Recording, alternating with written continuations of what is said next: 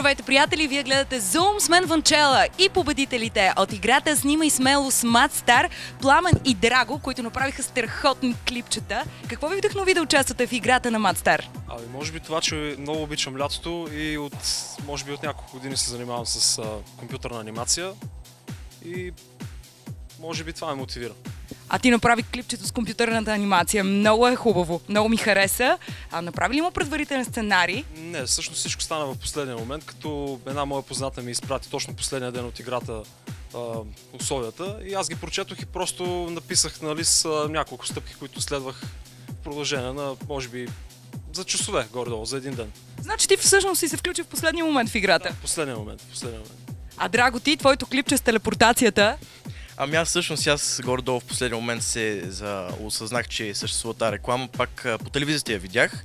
Седях си на компютър, изведнъж се обърнах и на телевизора Madstar и викам, ще се пробвам, но може да спечеля, може да не спечеля, но все пак да се пробвам. Пак горе-долу също, защото обичам лятото и винаги ме вдъхновява от това за Вселената, за телепортация и такива неща и реших, че ще се телепортирам.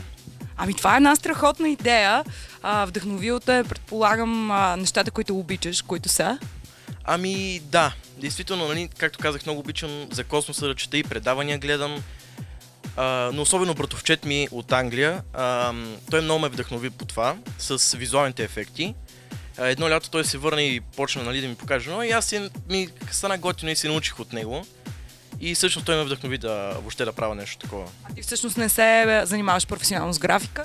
Ами опитвам се, но надявам се в бъдеще това да ми е като професия. А ти? Ами аз съм работил по няколко подобни анимации, в които продукта позиционира, но не работя в студио, нали, не професионално, т.е. вкъщи от компютъра, фриленсър.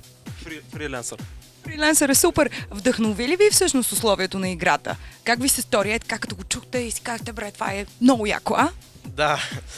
Да, като разбрах, че става дума за визуалните ефекти, наистина много ми хареса това и така. Предполагам и при тебе по същия начин? И при мен също така, като това е един вид изразяване на самия мен. На мен ми е и хоби и мисля да го превърна в професионален път. Кажете ми какво ще кажете на всички хора, които гледат различни игри. Така, наистина са печели, нали? Ами печели се, да, определено, но трябва човек да покаже и старание и хъс, може би, защото много хора се включват просто заради печалбата, това не бива да е така. Трябва да ти е удоволствие да го правиш, задължително. Това е, може би, едно от нещата и второто е, може би, до някъде на късмет. Драго, ти ще добавиш ли нещо? Ами не, той го каза много хубаво, но искам да добавя, че трябва и много упорито за това, защото всъщност не е много лесно и трябва упоритост да седнеш и да го направиш, действително.